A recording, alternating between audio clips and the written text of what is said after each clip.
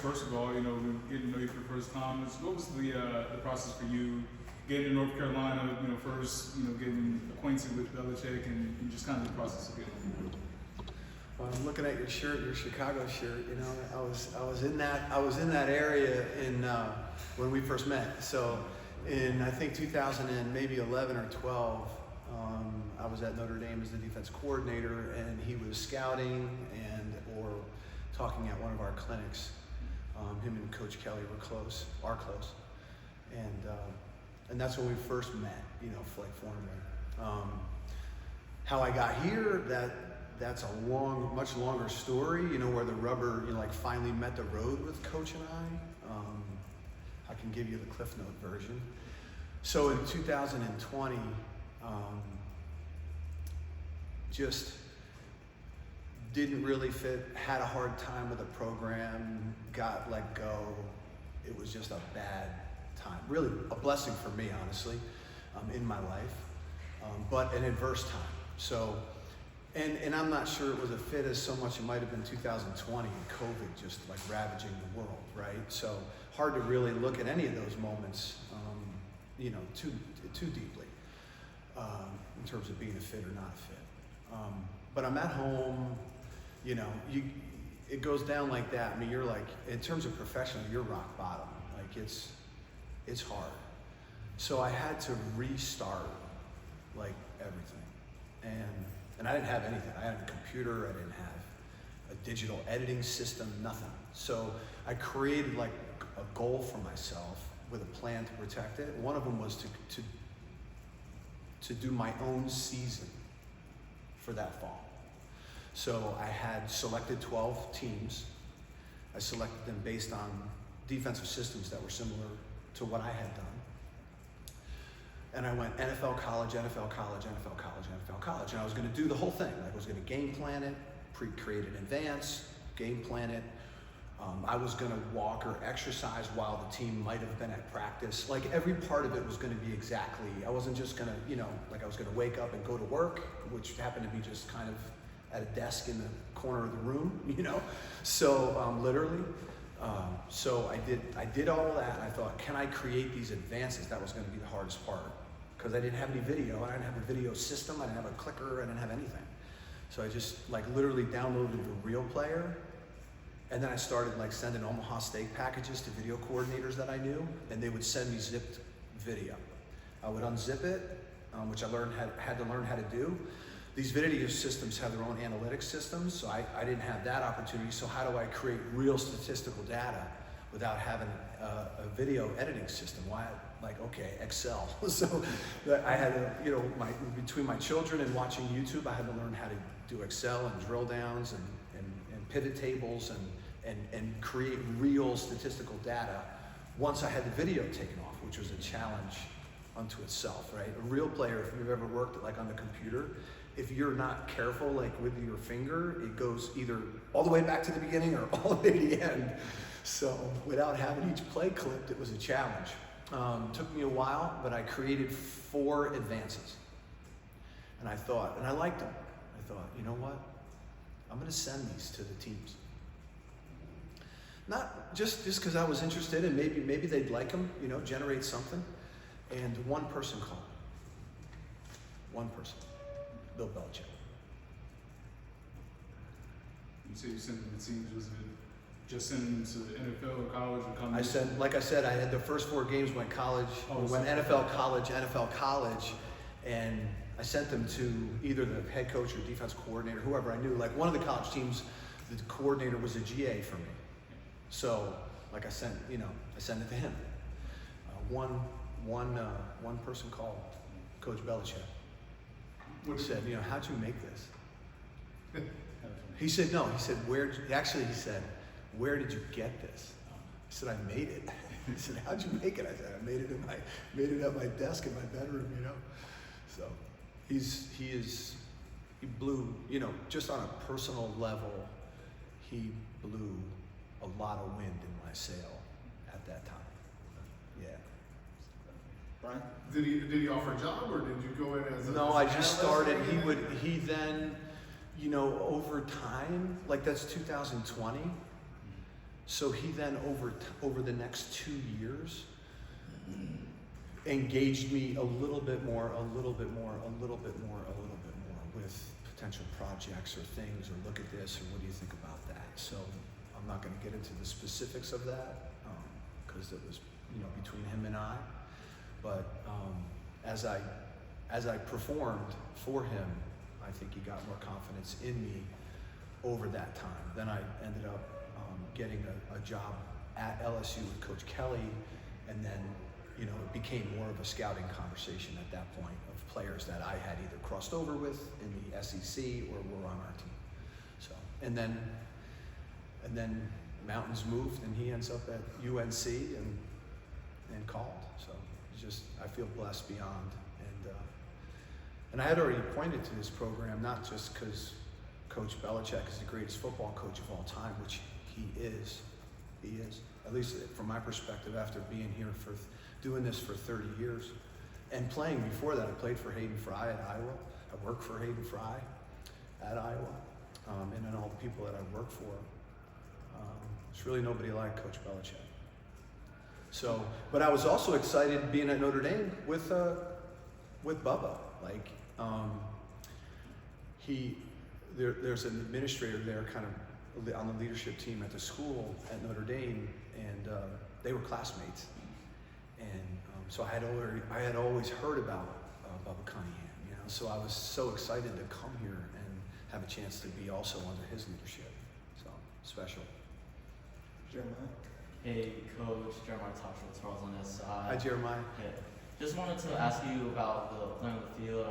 UNC is 2-4 right now. What is your personal midseason assessment about everything that's happened this far under Bill Belichick and what's happened on the field and behind the scenes? Yeah, good question. This is about winning, you know what I mean? So, no one can stand up here and answer that question without acknowledging that first, and how that's not necessarily happening. But we're process oriented, and that's real. It's not coach speak. So right now, I can see the improvement in the defensive line specifically. I'm charged with that task, so we're operating at 40,000 feet to analyze or look at the program like your question. I'm not trying to avoid your question, but I'm not really, that's not my responsibility. I got enough meat on the bone with what I have to do in terms of when I work with the D-line. So they are improving. Every man, right? Every single young man is getting better. And I can see that improvement daily. I'm getting better as a coach. Frankly, most of my time over the last almost 30 years, next year will be 30 years coaching, has been with the linebackers, frankly, inside and outside linebackers. So I've coached the D-line. I've obviously led units and led defensive line coaches. But I'm getting better every day, coaching those guys. And I love it. I really do. I love it. And they're getting better. So my assessment is that everyone's improving. Morale in the D-line room is very high because everyone's improving, and love is growing, and continuity and communication and cooperation and respect and all that. So I'm very excited about the future for the defensive line. And to follow up, can you speak about Saturday's matchup against Virginia and talk about Chandler Morris? Oh, absolutely. Coach Elliott's done a fantastic job, and the group there, his leadership, letting him build it, and taking the time to build it, it's pretty awesome. Almost without fail every year, there's a one-off here or there, but almost without fail every year, the oldest teams in college football, the oldest teams are the best teams, end up being the best teams. So their offense of the 11 starters has 11 seniors. So that is, and it looks like that. They play with great continuity. They play with maturity. They problem solve like older players do in play, in game. So they're really fun to watch, and they're a special group. And the quarterback is the battery. He's got moxie, he's got skill. Coach's son, you know, he's just a special player. And then you look at the offensive line, you know, from, you know, defensive right to left, starting with their left tackle on over, and whether it's McHale or Noah or, you know, the centers drive in, they're all in unison. It's graduate, graduate, graduate, senior. You know, it's like, so they play like that. They're mature, they're tough, they're big. They play together. They don't make mistakes. You know, offensively, they've given up less than 1 sack a game. I think they're number 5 in the country in sacks given up. You know, so it's a special group and a special challenge. And at the same time, we have talented players and special players in our front. So now we're young. You know, 7 of the 8 2-deep players are back. Will be back. We only, you know, have 1 senior in our group. So, but there's some real talent, and they're smart, and they're tough, and they're disciplined, and we're growing. So, and then like anything else, when UNC and Virginia link up for, you know, the South's oldest rivalry, not to be confused with the Deep South's oldest rivalry, 1892. When you're playing in a football game that started being played in 1892, like there's, all bets are off. Like all bets are off. So, you know, it wouldn't matter, you know, 1995, Virginia brings into Chapel Hill a top 10 team, right? And, you know, go ahead and check the results. So this is an exciting matchup, you know, and our room is super excited about the line of scrimmage in that matchup, you know, Saturday afternoon. Noah? Hey, Noah Weisskopf with Tar Heel 24/7. Going back to everything we talked about at the beginning, when, I guess, did that idea first pop in your head? Like, was it like a moment, like, okay, or did you hear it from someone maybe, an idea to do this, or did it just pop in your head like, wait, like maybe I should do this and see how this goes? Yeah, so I don't want to talk flippantly about that moment, and because it was just really something, and you're down, and my whole life is football. I had never not fit, right? I had never not before that, and not since. So I had to unpack why didn't I really fit, you know, with that team, and how did this really happen, and what's the future? You know, who am I? You know, like that quote where adversity shows you and introduces you to yourself. So I'm like, no, I mean, I can do a lot of things, right? I'm a football coach. And then you start to create a plan create a goal, short term, middle, long term, and create a plan to protect that and attack it. Not only physically, but emotionally, mentally, spiritually, and professionally. So I had to do and figure out, because outside of the inability, outside of not being able to be with your, I installed a defense on Zoom, like, you can't teach tackling on Zoom, So outside of all that though, I had to learn, I felt good about my work with the game and the players. Did I feel good about my work, politically, professionally? Was I prepared for that? Am I good at that? How do I get good at that? So there was a lot of things that I needed to do and wanted to do and did, and one of the tasks was creating that season. During that adverse moment, was there anyone that you leaned on pretty heavily, whether it's family-wise or from friend to a friend, or anyone specific that you really leaned on? Of course. If you, you see a turtle on a fence post, it didn't get there by itself. So there's so many people that, were in my life at that time that disappeared. Moments like that, they end up becoming blessings, but they kind of make you feel like you almost have like a biblical leprosy. It's like holy cow, what's going on here? I can do this work, but it is what it is. So I kind of started over, had to start over, and I'm still in the process. So, but with humility, whether it be self-discovered or forced, you know, I challenge everybody listening to try to self-discover it, because when it's forced, it hurts. It can hurt. It can really hurt. So, yeah, it was a great time, you know, in terms of looking back on it. Very hard at the time, though. Yeah. Grant?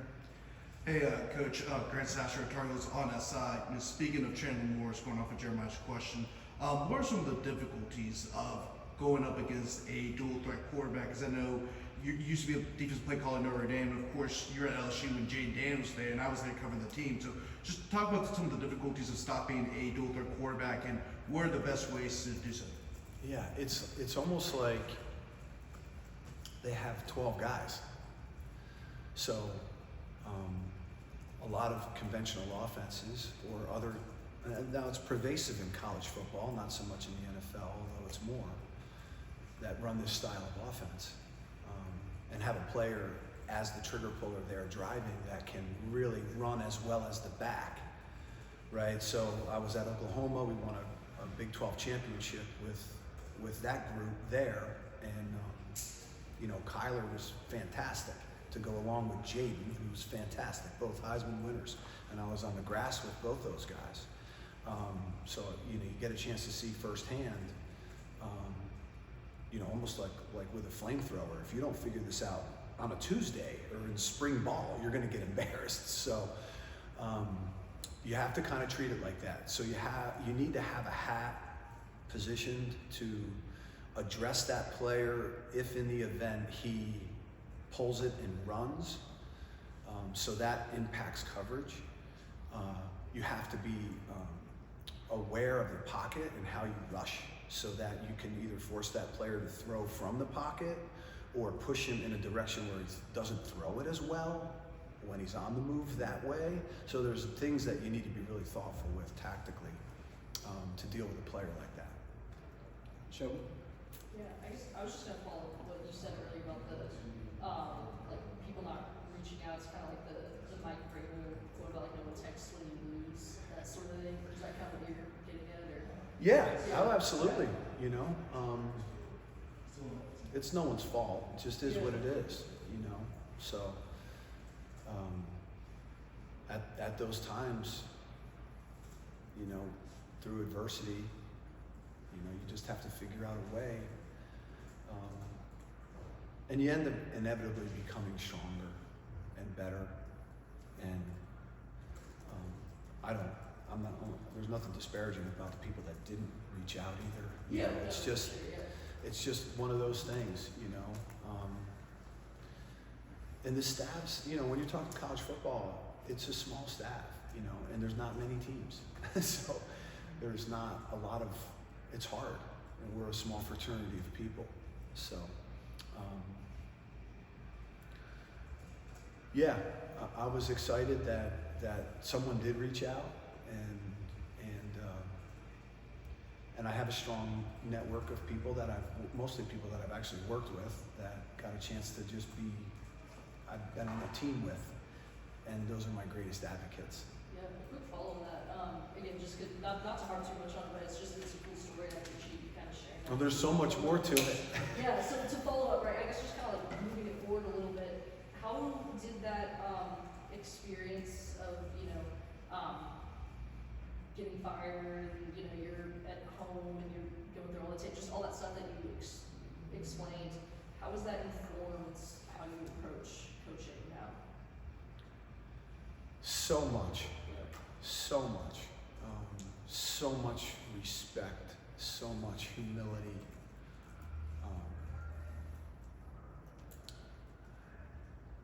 You're rolling along and you're doing really well and producing defenses that are, you know, electric. You get a head coaching job, you know, and I'm not sure that I did enough of listening to the laughter of, you know, failure, like Saint Jose Maria Escoravilla, you know, you hear the praise in your ears. Be sure you don't miss the sound of the laughter when you were a failure. So just being very thoughtful day to day and being very present and thankful and understanding that I have so much to learn. So it's not far from 53. It's like I'm just getting started. I mean, I'm so excited to learn so much more about this business, defending, teaching, learning how to work with different age cohorts now as they're coming at me, you know? So it's exciting. Yeah, and just one more, just really quickly, if you don't mind. I guess just, I mean, putting it frankly, that it's been a bit of a difficult season so far. Yeah. You know, results on the field not exactly what maybe folks expected. A lot of, you know, kind of turmoil in the headlines, noise, etc. How has, you know, all that experience informed or just kind of prepared you for specifically this moment and trying to lead and within the team? Very much so. And really my experience as a player, you know, I started playing football when I was 8. So you go through the ups and downs, and, you know, I think about the teams I was on. It wasn't necessarily a game we won, although there's a few moments like that. It's the people, the players that I played with, the coaches that I played for, the coaches that I've coached with. I get a chance to see Coach Belichick work every day. I get a chance to watch it. So I know what he's doing. And it's inspirational. It's inspirational for me. And I can think I'm, you know, playing the back nine, or I'm a little bit older than the rest of the guys, but at the same time that I can watch someone who's out in front of me and crushing it, really, honestly. So that's inspirational. So I can look within, I can think about my experience, but I can also just look down the hallway and be inspired. Time for a few more. Let's go to Brian and then Spencer in the back. Yeah, one small one and then one bigger picture. Obviously, Price Yates no longer with the team. Was he in that too deep, or was he just never able to get on the field enough for you guys? I only played one game. Well, I don't know. I think Price would have been an impact player for us. He had some adversity physically. I'm not sure what's documented and not documented, but so I don't even know what I can say and not say. But he was always a great teammate. He had a physical situation in the spring, really, that then took the entire summer. As he then started to physically rehabilitate and acclimatize himself to play, he was out on the grass for literally a day or two, and then a different thing happened, you know, outside of his own control, you know, just during a play, which then put him back on the shelf. Tried again really hard. He's a great teammate, always there, didn't miss a meeting, didn't miss a thing, just a wonderful young man and a wonderful teammate. And then it just tried to come back, and it just wasn't a thing for him at that time. So. And then the bigger picture thing, you've obviously been at Notre Dame and LSU and Oklahoma and Nebraska, some of the best college football programs in the country. When this staff was Iowa, did you say Iowa? Iowa. Go Hawks. Some of those directional Illinois schools. When this staff was brought in and the chancellor and the board of trustees made the decision, they talked about not wanting to play JV football anymore, wanting to be one of those marquee programs. I don't know. I'm not co-signing that. I don't know the Sure. quote. The JV football quote. I can't. I can't quote. I can't. You're gonna have to rephrase the. I don't know what you're talking about. When you look at this, what this program has, the assets that it has, Yeah. and the places that you've been at that have been playing at the highest level, what do you see as someone new with new, fresh eyes that it will take to get this program from there to playing in the college football playoff or one of those stories? I've coached in this rivalry game. Right. I was at Virginia. Yeah. I was at Virginia for 4 years. And looking from Virginia at North Carolina, you always saw a top 10 team. Like, you're thinking North Carolina in the brand is one of the top destinations in the country, period. So, and now that I'm here and you see the resources, this program has everything necessary, to include the players and the coaches, to win at the highest level. There's no doubt about it. It's just, you know, I'm not much of a gardener, but my wife Julia is, you know, and sometimes she takes our plants and like, she doesn't think they look great, so she prunes them way back, you know, and then you're like, what'd you do to them? What'd you do to all the bushes? Like, they look like they're dead, you know, and they're not. So it just takes some time for it to come back, and what the university decided to do, I'm sure it created a central nervous system shock, like to every single facet of everything. So I think that there's some time that's going to be necessary to recalibrate and adjust, and great things ahead for sure. Spencer for the last one. Spencer Hospital with Inside Carolina. Hi, Spencer. You made the comment earlier about, you know, the older, more veteran teams in college football being, you know, some of the stronger teams every year. Coming into the year, you know, Carolina's D-line, I guess, you know, they only retained 2 or 3 guys from the last roster. Can you just kind of talk about how you're able to turn a group of so many new faces into one of the bright spots of the defense and just kind of that work? I think I heard your question. The acoustics in here are a little wonky. Yeah, so I guess can you talk about how you turned, you know, the D-line group is, you know, so many new faces compared to last year. You spoke about the strength of having, you know, older senior guys.